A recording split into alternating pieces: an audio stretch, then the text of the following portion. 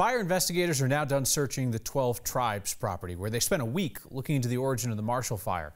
6 days before that fire, on Christmas Eve, somebody called Boulder County's non-emergency line and reported open burning on that property.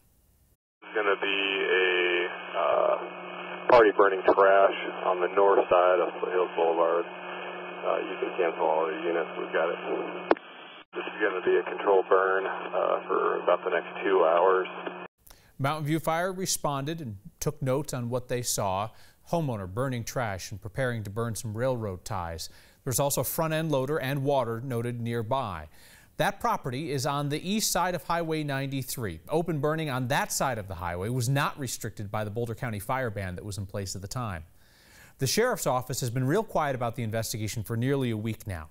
So there are questions not only about the origin of the fire, but also those opt-in emergency alerts that did not notify everyone in its path. Here's Marshall Zellinger. This was the tree that I spent years trying to save from the ash borers and everything, and poof, it's gone. Hillside Lane in Louisville. I used muscle memory to drive down the street because I literally could not see the hood of the car. Where Mark and Amber called home. We lost everything. Yeah. They evacuated the Marshall Fire, but like so many we've heard from, they did not evacuate because of an emergency alert telling them to get out. About 10 minutes later, our neighbor was pounding on the door that she could see flames. Just so thankful our neighbors stopped as they were fleeing with their children to knock on everyone's doors. I mean, yeah, we really owe them everything. Boulder County uses reverse notification. Landlines are automatically included and called during an emergency. Cell phones are required to be opted in, a step you need to proactively take. It seems unreal at this day and age when I haven't had a landline in I don't know how many years, like 16, 17 years. Landlines? Nope. Cell phones? Definitely. Ears?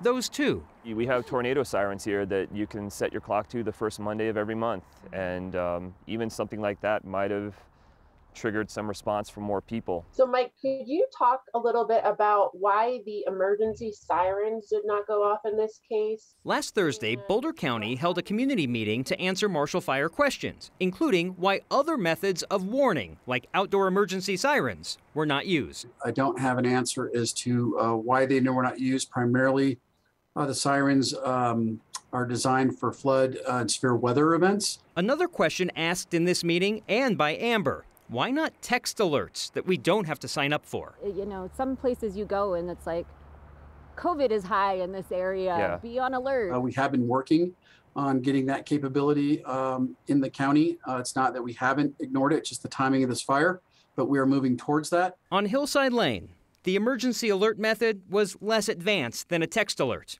Neighbors warning neighbors. We all were lucky that we had each other, because I feel like there was just a catastrophic failure to communicate to us, and luckily we just were able to get out when we did.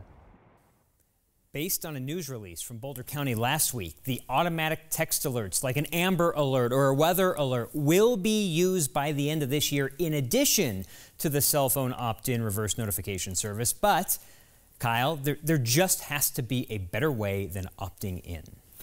And these alerts are used for different types of emergencies, flood, fire, etc. Different times of day, reaching sparsely populated areas, densely populated areas, but at the end of the day, they just need to work to get people safe. You think of the times that you get an Amber Alert and you're at home, or it's really early in the morning and we get the complaints to the newsroom. What good is it when I'm in bed to see the license plate of someone that I'm not on the road? But imagine at night in a situation like this, how beneficial a system like that would be. And I know emergency workers say we're going to clog the roads, but there's going to be a better way, at least when you notify everybody that needs to know, than not. Marshall Zellinger, thank you.